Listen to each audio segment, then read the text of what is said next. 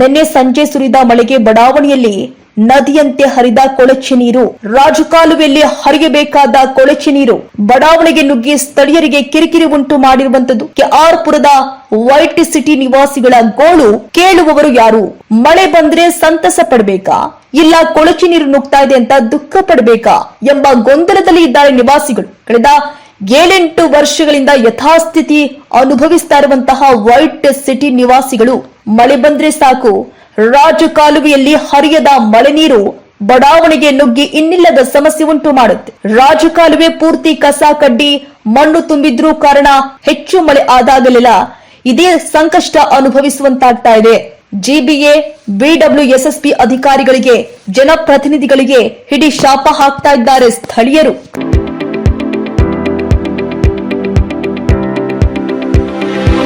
ಯಶಸ್ ವಿದ್ಯಾ ಕೇಂದ್ರ ಮತ್ತು ಯಶಸ್ ಪಿಯು ಕಾಲೇಜಿನಲ್ಲಿ 2026-27ನೇ ಸಾಲಿನ ಪ್ರವೇಶಾತಿ ಆರಂಭವಾಗಿದ್ದು, ಮಾಂಟೆಸರಿಯಿಂದ 10ನೇ ತರಗತಿಯವರೆಗೂ ಹಾಗೂ ಪಿಯು ಕಾಲೇಜು ಪ್ರವೇಶಾತಿ ಪ್ರಾರಂಭವಾಗಿದೆ.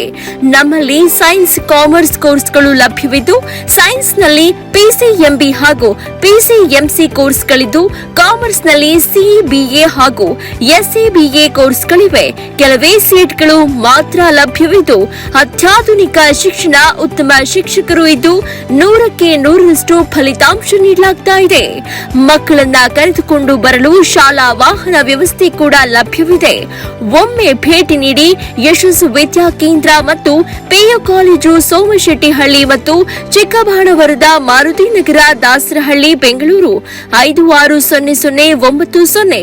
ಹೆಚ್ಚಿನ ಮಾಹಿತಿಗಾಗಿ ಸಂಪರ್ಕಿಸಿ 9606626456, 9743176627, 7829814447.